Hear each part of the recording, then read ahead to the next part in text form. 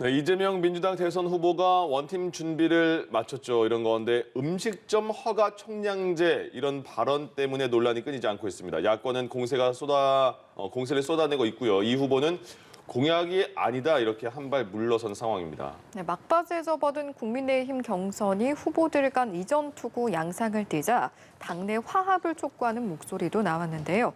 관련 내용을 포함한 정치권 이슈들 최창렬 용인대 교수, 김형준 명지대 교수와 함께 짚어보도록 하겠습니다. 네, 어서 오십시오. 안녕하십니까. 예. 엊그제 관악구 신원시장에 민주당의 이재명 후보가 찾아서 거기서 소상공인 자영업자 간담회를 했습니다. 여기서 일단 이런 말을 했어요. 마구 식당을 열어서 망하는 건 자유가 아니다. 음식점 허가 총량제를 운용해 볼까 하는 생각이 든다. 이렇게 말한 게 이제 공세의 빌미가 됐습니다. 어떤 내용이 나왔는지 들어보시죠. 그건 전체주의적 발상이죠. 밥을 먹고 또 생활에 필요한 물건을 사고 하는 것이야말로 시장 경제의 기본인데 아마 히틀러 나치 때도 그런 짓을 안 했을 겁니다. 반헌법적 발상입니다. 헌법에 영업의 자유가 있습니다. 음식점 하나 허가받는데도 그게 기득권이 되고 영업의 자유의 본질적 침해입니다. 이걸 국가 정책으로 도입해서 공론화하고 또 공약화하고 시행하겠다는 얘기는 아니었습니다. 마치 불나방들이 촛불을 향해서 모여든 것까지는 좋은데 너무 지나치게 가까이 가서 촛불에 타는 그런 일들은 막아야 되는 거죠. 고민해 볼 필요는 있다고 생각합니다. 자신의 본격적인 대선 공약은 아니다 이렇게 말을 했는데 음식점 총량 허가제에 대한 비판은 상당히 어쨌든 거세게 일고 있어요. 어떻게 평가하십니까? 이 헌법 119조 1항 2항이 있잖아요. 1항에는 개인과 기업의 경제상의 그 활동에 대한 자유와 창의를 존중함을 기본으로 한다. 네. 그게 1항이에요. 119조 1항 헌법. 예. 2항은 또 이것과는 좀 상반되는 그런 내용입니다.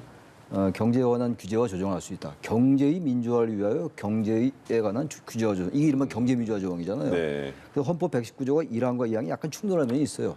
1항은 좀 자유주의적인 그런 이제 시장 경제 체제를 강조하는 것이고 예. 개인과 기업의 경제상의 창의와 자유를 얘기했으니까 2항은 이제 규제와 조정인데 네. 저는 저 발언은 그 취지는 충분히 우리가 알잖아요. 예. 자영업이 우리나라가 너무 비중이 높아요. 거의 전 세계에서 20% 정도 이렇게 되는 나라가 많지 않고 저도 항상 개인적으로 많이 느끼는 거거든요. 이렇게 네. 자영업의 비중이 높아서 어떡할까. 그 문제의식은 다 가지고 있을 거예요. 근데 문제는 이 자영업이 이렇게 많게 된 이유가 있는 거거든요. 한국 경제 구조상의 문제인 것이지 그분들이 그 자영업을 하고 싶어서 하는 게 아니거든요. 예. 그리고 어떤 자영업은 또 굉장히 잘 돼요. 네. 그러니까 자영업이 일반적으로 다 그 어려운 것도 아니거든요. 그러니까 자영업에서도 굉장히 양극화가 심하다라는 거거든요.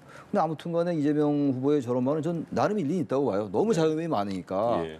국가가 좀 자영업으로 해서 너무 망하는 사람들이 많으니까 이걸 좀 어떻게 좀 관리 좀 하자 이런 취지인데 아무튼 그러나 비판받을 소진이 있는 것이죠. 예. 개인이 자기가 가게를 열고 싶어서 열고 그 시장에서의 경쟁에 따라서 도태되는 사람도 있고 잘 되는 사람도 있고 이게 이제 기본적으로 자본주의 시장 경제 체제의 기본 구조인데 네. 또 그것만 얘기하기엔 너무 또 현실적으로 자영업이 너무 어렵단 말이죠.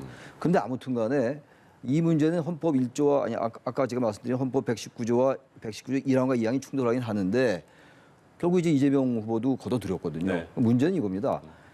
저러한 발언들이 나름의 아이디어나 발상창에서 나오는 건 좋겠으나 이제 이미 여당 후보잖아요. 여당의 이제 공식적인 대선 후보이기 때문에 당과 좀 충분히 조율을 갖추고 예. 저렇게 말하고 난 다음에 비판이 있으니까 바로 걷어들이고 이런 얘기는 물론 아이디어나 발상의 차이라 하더라도 비판받을 수가 있다는 거예요. 물론 이재명 후보의 저 발언의 저 진위는 알겠어요. 예, 예. 근데 과거에도 우리 소득 주도 성장이나 최저임금을 좀 빨리 인상하는 문제가 그 선의에도 불구하고 나쁜 부작용이 많이 났단 말이에요. 그래서 네. 이런 어떤 그 말하는 의도나 우리 한국 경제의 그 자영업에 관련된 현실을 충분히 이해는 하겠습니다만 저 발언은 조금 과한 면이 없지 않았다. 따라서 저 부분들은 앞으로는 이제 대선 후보로서 여당의 대선 후보가 됐건 야당의 대선 후보가 됐건 야당은 곧 뽑히겠습니다만 네. 뭔가 이 당과 조율해서 책임 있는 정책과 공약이 나와야 된다. 왜냐하면 이제 비중 있는 인물이기 때문에 예. 말 한마디 한마디가 엄청난 파장을 불러일으키거든요. 그래서 조금 더 신중했으면 좋겠다는 생각이 듭니다. 예. 예. 집권 여당의 대선 후보의 발언은 그 자체가 정책으로 받아들일 수 있는 것 같아요. 가능성이 높죠. 실제로 보면은 이건 단순한 해프닝이 아니에요. 네. 특정 정치인, 특히 여권의 대선 후보가 얘기하는 말은 그 사람이 인식과 생각을 반영하는 거거든요. 아마도 많은 유권자분들은 이재명 지사가 10월 10일 날 여당의 그 대권 후보로 됐을 때 수락연설을 아마 들으셨을 겁니다. 예, 예. 그 수락연설 자기가 어떤 나라를 만들겠다라고 할 때 두 번째 얘기한 내용이 뭐였었냐면 국가 주도의 강력한 경제 정책을 통해서 경제를 부흥시키겠다고 얘기를 했어요. 네. 국가 주도의 강력한 경제 정책 그 일환이라고 저는 봅니다. 그러니까 다시 얘기해서 국가는 모든 것을 다 할 수 있다라는 지금 생각이 굉장히 박혀 있는 분이시구나. 그래서 위험한 거예요. 예. 지금 우리 최 교수님은 헌법에서 얘기하는 119조를 말씀을 하시지만 네. 대한민국 헌법 1조서부터 9조까지는 총칙과 관련된 거예요. 그 수락연설에 뭐라고 나냐면 대한민국 헌법 1조에 대한 사람들은 다 얘기합니다. 대한민국은 민주공화국이다. 네. 권력은 국민으로부터 나온다. 그걸 인용했어요. 그러한 총칙보다 더 중요한 것은 뭐냐면 대한민국 헌법 10조서부터 39조가 바로 이 기본권과 관련된 겁니다. 자, 기본권 관련된 것 중에서 우리나라 헌법 제15조에 뭐라고 나와 있냐면 직업 선택의 자유가 있는 겁니다. 예. 그런데 본인이 정치적으로 뭐 국민은 모든 권력은 국민으로부터 나온다. 그것만 얘기하지 말고 기본권이 지켜지지 않는데 어떤 나라가 좋은 나라가 될 수 있나요? 예. 헌법 정신이 훼손이 되면 나라의 근간이 무너지는 건데 민주당의 논평을 봐도 참 이런 논평이 나올 수 있을까? 아직 논의된 사항이 아니다.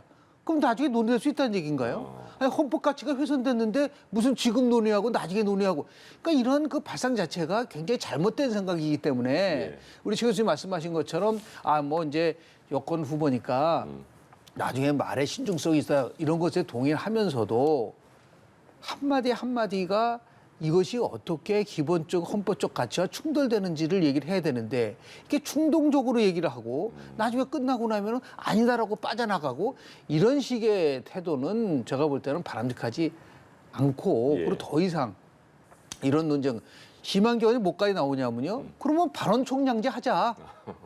국회의원들 포함해서 정치인들 뭐 막말 막 하잖아요. 예. 이제 발언도에 총량을 해가지고 더 이상 말 못하게 하자. 이런 말까지 나올 수도 있단 말이에요. 그러니까 이게 단순한 무슨 뭐 음식적 총량제 문제이기 때문에 해프닝으로 끝난다? 그렇지 않아요. 굉장히 중요한 나름대로의 숙고와 성찰의 시간을 저는 가져야 된다고 좀 봅니다. 예. 그런데 이 밖에 주 4일제 근무도 그렇고 역시 공약이 아니라고 선을 긋긴 했습니다만 최근 들어서 이제 굉장히 논쟁이 될 만한 사안들을 가지고 화두로 던지게 되는 그런 상황들이 벌어지고 있거든요. 지금 이제 그 말씀처럼 대단히 논쟁적이에요. 왜냐하면 저 부분은 무조건 나쁘다, 좋다라고 얘기하기가 논리를 전개하는 거에 따라서 얼마든지 양쪽으로 전개할 수가 있어요. 네. 그게 논쟁적이라는 거거든요. 예. 그러니까 논쟁적이라는 건 그 자체로 이슈화가 되는 거거든요.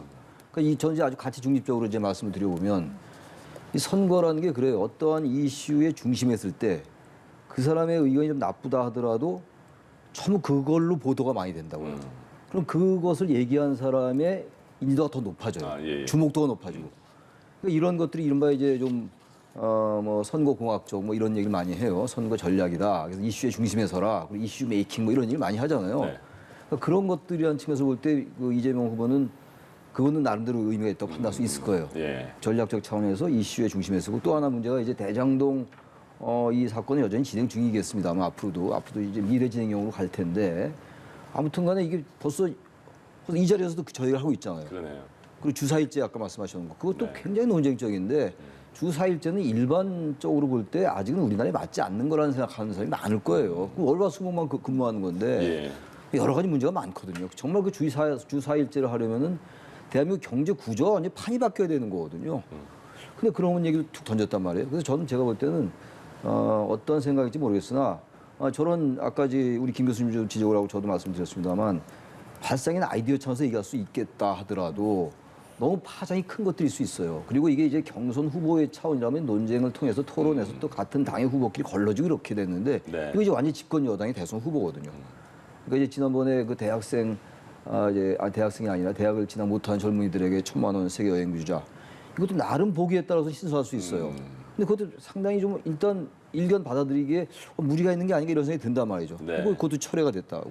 이런 게 이제 한두 번은 괜찮은데 너무 자주 아이디어나 발상 차원에서 나왔다가 또 여론이 좀 안 좋으면 다시 걷어들이고 이런 태도는 아무리 정책이고 고민하는 흔적이 있다 하더라도요. 고민하고 한국 사회를 바꾸기 위해서 어떤 개혁을 해야 될까라는 측면에서 볼 때는 긍정적인 평가할 수 있겠으나 예. 뭔가 너무 이런 것들은 정말 보수원 진보원 떠나서 많은 토론을 필요로 하는 거거든요. 이해 당사자도 너무 많이 걸려 있고 한국 사회가 얼마나 복잡합니까? 세계 10위권의 국가예요. 경제 규모가. 이해관계도 엄청 복잡하게 중첩되어 있는 국가이기 때문에 예. 이런 발언들은 다 똑같은 말씀입니다만 조금 더 당과도 논의하고 충분히 논의된 다음에 그런 다음에 내놓는 거예요. 그런데 그 심판의 몫은 국민인 거예요. 예. 그래서 그 이제 국민의 심판을 받기 전에 조금 당 차원 그리고 진영 차원에서 충분한 토론이 필요할 것 같다라는 말씀 드립니다. 네. 어떤 의도에서 나온 이야기일까 여러 가지 지점에서 말씀을 해주셨는데 전략일까요? 실언일까요? 실제로 제가 이 프로에서 한번 말씀을 드린 것 같은 기억이 나는데요. 네. 보통 한 3단계 기간을 거쳐요. 최종적으로 특정한 정당의 후보가 되는 그 단계, 그 다음부터 후보자 등록하는 단계, 이제 지금부터 시작을 하는 예. 거죠. 그리고 이제 공식적인 선거운동. 저는 지금 이재명 후보에게 필요한 거는 저렇게 막 행동하고 나가서 사람 만나는 것보다는 조용히 좀 성찰하는 시간이 좀 필요할 거라고 봐요. 내가 어떤 나라를 만들고 내가 지금까지 한 발언 중에서 문제가 뭐고 이런 등등의 것을 가져야 되는데 딕 모리스라고 하는 미국의 유명한 선거 전략가가 있어요. 그 파워게임의 법칙이라는 책을 썼는데 예. 그 6가지 원칙을 얘기를 합니다. 선거에서 승리하기 위해서 제일 첫 번째가 상대방의 이슈를 빨리 선점해라. 이게 2012년 박근혜 후보가 경제민주화를 한 거랑 맥을 같이 합니다. 네. 두 번째가 논쟁적인 이슈를 통해서 주목을 끌어라. 지금 두 번째 원칙을 좀 가져가고 있는 거예요. 그래서 아마 이재명 후보는 가장 생각이 나는 게 뭐냐고 물어보면 기본소득이 제일 많이 나올 겁니다. 네. 근데 기본소득은 여당 내에서부터 공격을 많이 받았거든요. 그러다 보니까 뭔가 논쟁적이고 뭔가 자기가 할 수 있는 남이 하지 못하는 거를 해야 되는 게 아니야라는 거를 굉장히 강박한 점이 있는 것 같아요.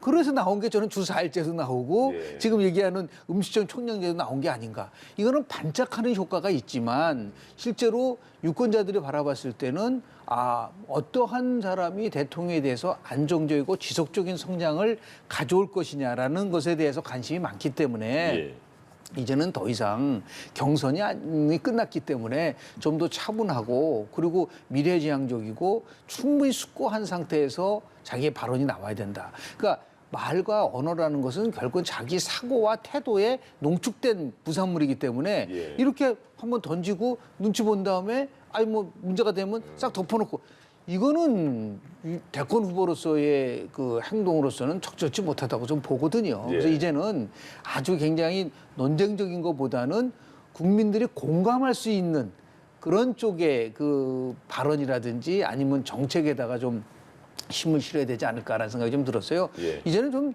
느긋해질 필요가 있지 않나요? 11월 5일 날 이제 뭐 국민의힘 후보가 결정된다고 한다면 네. 지금부터 한 일주일 정도는 아주 이렇게 저렇게 광범위한 통제 행동보다는 네. 숙고하고 그리고 더 성찰하고 그리고 정말 내가 무엇을 할 것인가에 대한 그러한 자성의 시간과 성찰의 시간을 좀 갖는 게 필요하지 않을까라는 생각을 좀 합니다. 근데 이 생각은 들어요. 네. 그 이제 자영업 문제. 그러니까 이제 이번에 굉장히 논쟁적인 이슈를 던진 거잖아요. 물론 이제 걷어들였다고는 하는데 한국 사회의 자영업에 관련된 거 이건 정말 차기 정권에서 논의를 할 필요가 있어요. 예. 이번을 계기로 해가지고 네. 공약과 정책의 차원도 차원입니다만 야당 후보들도 그렇고 자영업을 정말 얼마나 울며 겨자 먹기로 합니까? 네. 근데 그 자영업이라는 게 영세한 데가 굉장히 많잖아요. 이 부분은 어떻게 할 것인가 정말 이게 어려운 문제예요. 이거는 그 자영업에 관련된 문제, 허가와 무슨 이런 문제, 인허가에 관련된 문제만도 아니거든요. 그러니까 이걸 어떻게 할 것인가는 정말 그건 정치, 경제, 사회, 문화 모든 게 포함되어 있어요. 한국 사회 자영업이라는 게. 그 우리 한국 사회의 전형 문화가 거기다 농축되어 있는 것이고 예. 이건 전 그 발언의 여러 가지 그 측면을 떠나서 이번 계기로 한번 여야를 통틀어서 자영업에 관련된 사회적 토론 같은 건 필요하지 않을까 하는 생각은 들기도 해요. 사실. 예. 이재명 후보가 이제 경선할 때 굉장히 치열한 과정을 거쳐서 이제 본 후보가 됐죠. 그런 상황에서 이낙연 전 대표도 만나서 좀 이렇게 같이 선대위 합류를 권했고 합류하고 있고요.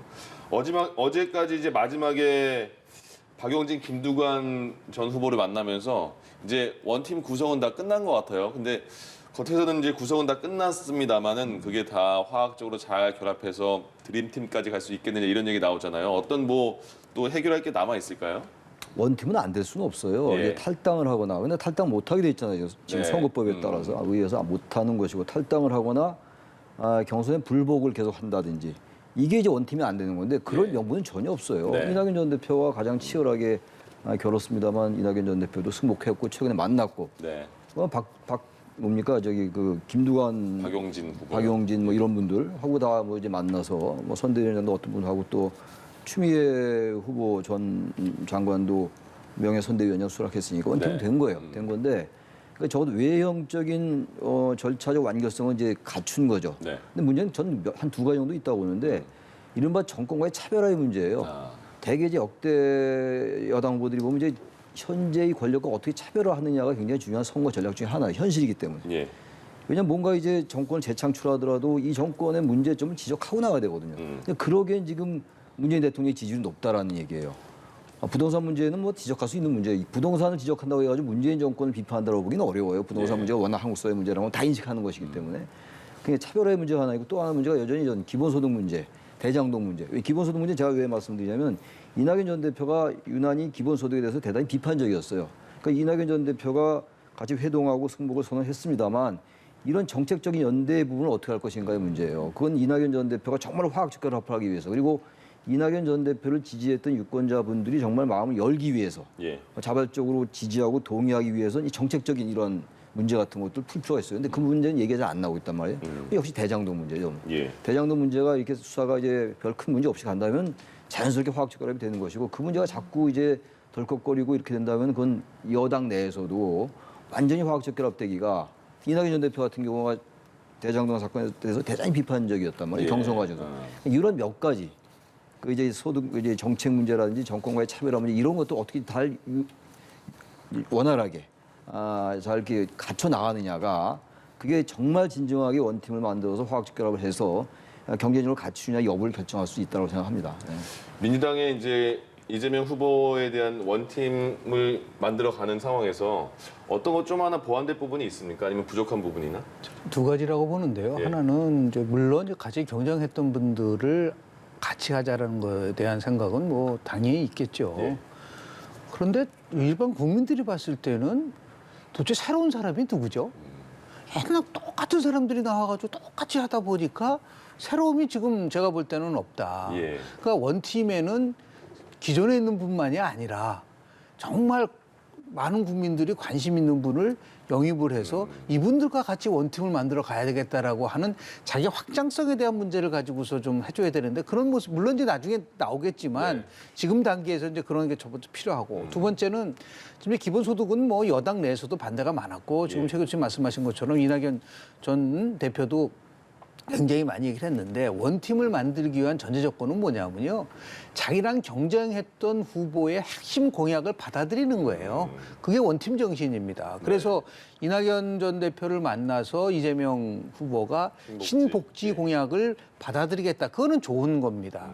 그 다시 얘기해서 뭐 박용진, 김두관 의원을 만났는데 그중에서도 굉장히 좋은 공약이 있다고 한다면 흔쾌히 받아들여야 된다는 거 보는 거고요. 예. 더 나아가서 이거는 2007년도 대통령 선거가 끝나고 나서 당시 이명박 후보가 경쟁 광제에 있었었던 박근혜 후보의 제1호 공약이라고 할 수 있는 줄푸세 공약을 제일 먼저 받아들여요. 예. 세금을 줄이고 규제를 풀고 그리고 법치를 강화하게 이게 굉장히 좋은 거다. 그래서 받아들였거든요. 그런 것처럼 지금 이제 경선 과정 속에서 수많은 공약들이 후보들이 내놨기 때문에 그거를 쭉 봐서 정말 필요한 것이 있다고 한다면 흔쾌히 받아들일 수 있을 때만이 원팀의 정신이 살아남고 그리고 경쟁했던 분들도 원팀에 참여할 수 있는 명분이 생기는 게 아닌가라는 생각이 들어서 예. 새로움에 대한 충원과 그리고 공통된 그러한 나름대로 상대방의 공약을 받아들이는 포용성 이 두 가지가 앞으로 이재명 지사한테 절대적으로 필요한 게 아닌가 생각을 좀 합니다. 예, 예. 알겠습니다. 다음으로는요. 국민의힘 이야기 한번 해보겠습니다. 국민의힘 대선 주자들의 신경전이 과열을 넘어서 이전 투구 양상으로 치닫고 있습니다. 특히 홍준표 후보의 파리떼 발언이 논란이 되고 있는데요. 관련 내용 듣고 다시 돌아오겠습니다. 어떤 방법을 써서라도 야당 후보가 돼서 정치 탄압 프레임으로 본인이나 가족의 안위를 지키려고 하는 그런 전략으로 지금 하는 게 아닌가. 김종인 위원장이 한 말이 있습니다. 윤캠프에는 파리떼가 들끓는다. 그건 제가 한 말이 아닙니다. 파리떼는 부패한 곳에만 들끓습니다. 정치 경륜이 수십 년 되신 분이 그런 말씀을 하신다는 것은 오히려 자기 부정이 아닌가 그렇게 생각을 하고 있습니다. 제 입으로 상대방에 대한 비방이나 인신공격하는 것은 그거는 뭐 맞지 않다고 생각해서 그동안 그런 걸 자제해 왔고 네, 신경전이 거세지는 가운데 나온 발언들이었습니다. 일단 어떻게 들으셨는지요? 뭐 막판이니까 뭐 굉장한 이제 치열한 경선 그리고 지금도 오리무중인 것 같아요. 네. 통계는 아니지만 이제 여론 추세를 보면은 민심은 좀 이제 홍준표 표가 조금 앞서고 예. 당심은 이제 윤석열 후보가 앞선다라는 게 이제 지배적인 그런 견해인데요. 마지막 경선을 보고 이제 몇 가지 관전 포인트가 있는데 네. 가장 큰 관전 포인트는 결국은 당심이 민심을 따라올 것이냐라는 겁니다. 이게 굉장히 중요해요. 왜냐하면 50% 당원, 여론조사 50%이기 때문에. 네.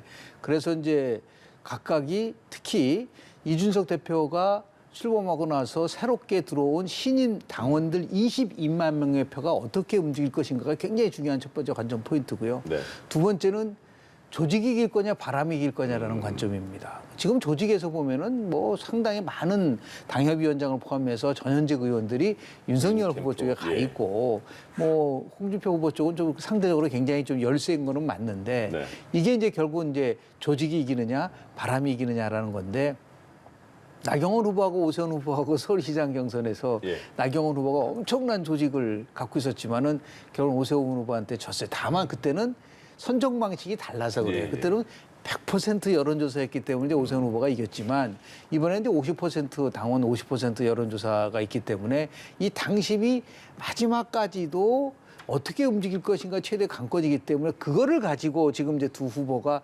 치열하게 당심 잡기에 나서고 있는 게 아닌가. 그래서 내가 훨씬 더 최적의 후보라는 것을 보여주기 위한 것인데 문제는 너무 지나치게 네거티브로 가면 그것이 결코 득이 되지 않는다는 게 그동안에 우리 한국 정치에서 나온 상황이기 때문에 그걸 예. 이제 윤석열 후보가 얘기한 것 같아요. 나는 공격하지 않는다.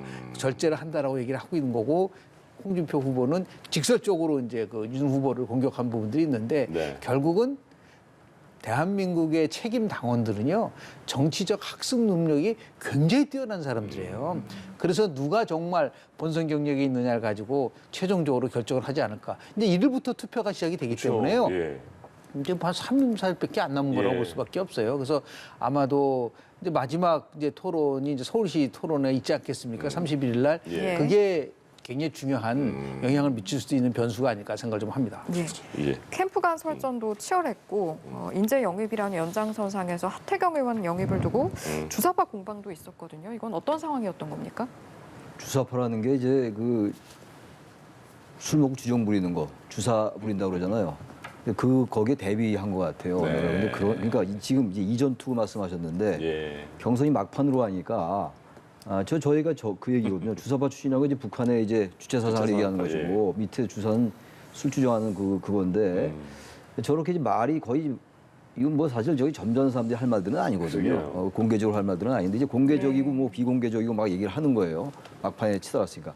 근데 보니까 지금 지난 주말에 그 국민의힘의 중진들 뭐 전 광역단체장 했던 분도 네. 있고 국회 부의장 했던 분도 이런 분이 쭉 왔고 예, 그렇죠. 그리고 난 다음에 또 초선 의원들도 합류했단 말이에요. 윤석열 캠프에 캠프에, 예. 윤석열 후보 캠프에 말이죠. 그 전반적으로 이게 지금 당심은 그러니까 그분들이 지금 그 이른바 전두환 그 관련 발언이 있고 난 다음이에요. 네. 그래서 윤석열 후보가 지지율이 좀 이렇게 영향을 받은 부정적 영향을 받은 이후에 이제 이 중진들도 오고 초선들도 오고 이제 이렇게 하태경 의원까지 합류했단 말이죠. 예. 그런 걸 봐서 아, 그 당심은 윤석열 후보가 이기는 걸로 생각하나라고 판단 수가 있을 정도로 막 몰린단 말이에요. 일주일 앞두고 있고. 예. 그러니까 그야말로 좀 시차말로 하면 막차 타는 거 아닌가. 아, 이제 뭐 얼마 안 남았는데 지금 네. 와서 뭐 하는 일이 뭐가 있겠어요. 예. 뭐 그래서 그분이 들어온다고 갑자기 표가 확 몰리고 그러지는 않을 거 아니에요. 근데 아무튼 간에 당심은 지금 여론조사도 그렇게 나타나요. 당심 국민의힘을 지지하는 유권자들은 윤 후보에 대해서 지지가 좀 높고 네. 전체적인 전체적인 여론조사는 특히 이번 주에는 두드러지게 홍 후보가 높았어요. 지난주보다. 거의 두드러진 현상이에요. 거의 다 모든 여론조사들이 100%는 아닙니다만. 예. 그러니까 당심과 민심이 차이가 좀 있는 거예요, 지금. 문제는 이제 중도 확장성이 지금 홍 후보에 있다고 보여지는 것이고 중도 확장성보다는 어쨌든 문재인 정부에 대항했던 살아있는 권력에 대항해서 끝까지 싸웠던 사람은 윤석열 후보다라는 그게 당의 생각인 거하고. 그 다시 사실 제가 항상 강조했던 게 민심을 이기는 당심은 없다. 그리고 또 하나가 이제 그 우리가 흔히 뭐 호남의 전략적 선택 이런 얘기 많이 하잖아요. 그리고 네. 책임당원이나 권리당원 이런 분들은 아까 우리 말씀하신 것처럼 상당히 전략적 선택을 한단 말이에요. 정치 관여도가 높은 분들이니까. 그럼 누가 과연 이재명 후보를 꺾을 수 있을까를 이 국민의힘의 책임당원은 생각할 거라고요. 예. 50대 50이니까 일반 여론조사는 그렇다 치고. 근데 그럼에도 불구하고 여전히 지금 당심은 높은 걸로 나타나고 있기 때문에 네. 이 바람이 끝까지 갈 건지 이 지금 당심의 이 지금 분위기가 아니면 며칠 남겨놓고 중도 확장성이 좀 있다고 생각하는 특히 2030에게 지지율이 확실히 높아요 홍 후보가. 그건 예. 부인할 수 없어요. 그런 것도 어떻게 작용하냐에 따라서 결정이 될 텐데 정말 알기가 어려운 상태예요 지금. 초반에 뭐 윤 후보가 이길 거다라는 전망이 지배적이었죠. 사실 다 아시는 거죠. 근데 예. 분위기가 많이 바뀐 것만은 부인할 수 없다. 그래서 정말 2, 3일 남겨놨는데 상황이 어떨지 이제 마지막에 2, 3일 동안 무슨 실언을 하거나 이렇게 되면 이건 굉장히 큰 영향을 줄 겁니다. 네. 토론회라든지 다른 인터뷰 같은 데서 저 그런 것도 굉장히 중요한 변수라고 생각합니다. 예. 누가 될지도 이제 중요하지만 신경전이 거세지다 보니까 향후 이제 다음 주에 결과가 나오고 원팀에 대한 우려도 있는 것 같고 실제로 이준석 대표도 공개 경고장을 날리기도 했거든요. 뭐 대표가 경고장을 내릴 수 있는 사항은 아니고요. 저절로 원팀이 다 되는데요. 조가술과 설명을 드리면 제가 말씀드린 이준석 후보가 들어와서 새로 신임 당원이 22만 명이고요. 네. 그리고 기존에 있는 당원이 33만 명입니다. 근데 이 기존 당원 33명이 크게 세 부류로 돼 있어요. 하나는 박근혜 대통령을 절대적으로 지지하는 계층이 하나 있고 예. 또 하나 이제 강성 보수층이 있고 중도 보수층이 있거든요. 그러니까 지금 이제 막판이기 때문에 홍준표 후보는 이 기존에 있는 33만 명, 특히 이제 강성 보수층을 향한 메시지를 계속 내놓는 거예요. 그래서 나는 절대로 주사파 영입하지 않는다라든지요. 네. 또 어저께인가요? 그 신안보 공약이야 7대 공약을 얘기를 하면서 싼 산불 정책에 대해서 반대. 이거는 철저하게 이제 강성 보수층을 위한 거기 때문에 이것이 이제 어떻게 이제 먹힐 것인가. 그 얘기는 나머지 22만 명에 대한 자신감이 있다. 왜냐하면 거기는 20대, 30대, 40대가 주를 이루기 때문에 예. 본인이 뭐 젊은 세대의 인기가 좋다라 생각을 해서 전략적인 차원에서 계속 하는데 이제 하태경 이제 전 후보가 뭐 술 먹고 뭐 주정 부리는 주사파는 홍준표 후보라 그러는데 주사파란 말이 나오면 나올수록 기존에 있는 그 33명의 강성한 보수층을 자극하는 거기 때문에요. 오히려 저런 식의 논쟁은 아까 조금 전에 말씀드린 것처럼 여당 후보의 발언이 문제가 되는 것처럼 좀 신중하고 국민들에게 지금 먹고 사는 문제에 대해서 좀 서로 얘기를 할 수 있는 좀 품격 있는 그런 그 논쟁이 좀 됐으면 좋겠다라는 말씀 좀 드리고 싶습니다. 예. 알겠습니다. 앞서 이제 최 교수께서 여론조사 이야기하셨었는데 잠시 여론조사 하나 살펴보도록 하겠습니다. 네. 양자 가상 대결 결과인데요. 25일에서 26일 진행이 됐습니다. 화면으로 함께 보실까요? 네, 일단은 눈에 띄는 부분은요. 네, 제가 먼저 설명을 좀 드리겠습니다. 국민의힘 민주당 이재명 후보가 국민의힘 홍준표 후보에게 오차범위 밖에서 뒤진다는 결과가 리얼미터 조사 결과 이렇게 나왔었고, 이 오차범위 안에서지만 윤석열 원희룡 후보에게도 뒤지는 결과, 다만 윤승민 후보에게는 오차범위 안에서 앞서는 결과였습니다. 관련 내용 혹시 보셨을 텐데 어떻게 바라보셨습니까? 이 리얼미터가 한 거죠. 네. 그런데 이게 여론조사가 워낙 많이 나와가지고 맞아요. 어느 하나만 가지고 얘기하는 건 좀 적절치 않을 수가 있는데 예. 아무튼 적어도 이 여론조사만을 가지고 본다면은 원희룡 후보가 오히려 이재명 후보에게 이기고 유승민 후보가 이재명 후보에게 그렇게. 지는 걸로 나와요. 네네. 되게 이제 그 야당 후보들만 볼 땐 유승민 후보가 3위고 이제 되게 이제 원희룡 후보가 4위로 나오는 여론조사 결과가 많은데 이건 네. 그렇지 않다고요. 최근에 보면 다른 여론조사에서도 하나 정도인가 원희룡 후보가 이재명 후보를 이기는 게 나온 적은 있어요. 근데 여기서 보면은 야당 후보가 좀 강세예요. 홍준표 후보도 그렇고 윤석열 후보도 그렇고 말이죠. 그러니까 이게 지금 별 차이 오차범위 내이긴 하지만 예. 지금 지금 최근에 논란이 있었던 그 발언, 윤 후보의 발언 이후에 나온 거란 말이죠, 이게. 예. 그래서 이건 여전히 야당을 지지하는 그 유권자들은 그런 발언에도 불구하고, 근데 그 발언 때문에 윤석열 후보가 많이 떨어진 적도 있어요. 근데 그 분이 조금씩 이제 조금 그 터널을 벗어나는 게 아닌가. 시간이 꽤 흘렀죠. 그 네. 발언이 19일이었으니까. 네. 그런 것들을 반영한 측면이 있긴 한데 여기 나오지 않았는데 심상정하고 이제 안철수 후보. 네. 예. 이분들의 이 지지율이 한 6%, 5%, 7% 나온단 말이죠. 변수가 될 수 예. 있다. 이 후보들의 지지율이 큰 변수가 될 수 예. 있을 것 같아요. 그래서 전 요것만 가지고 설명하기 좀 한계가 있다. 알겠습니다. 이 여론조사는 이제 수치보다는 이제 추세를 보는 거거든요. 네. 근데 전반적 추세에서 이제 이재명 후보가 그 고민하는 부분은 뭐냐면 지금 10월 10일 날 컨벤션이 끝났는데 네. 이 컨벤션 효과가 전혀 나타나고 있지 않다라는 거는 그 위험 신호예요. 이런 식으로 가져가다 보면은 아마도 11월 5일 날 국민의힘 컨벤션이 끝나면 국민의힘 컨벤션 효과는 굉장히 크게 나타날 가능성이 있다. 이걸 이제 어떻게 이제 우리가 바라볼 거냐라는 부분하고 네. 지금 ARS 조사예요. 저 리얼미터는 ARS 조사에서는 그 차이가 크게 나요.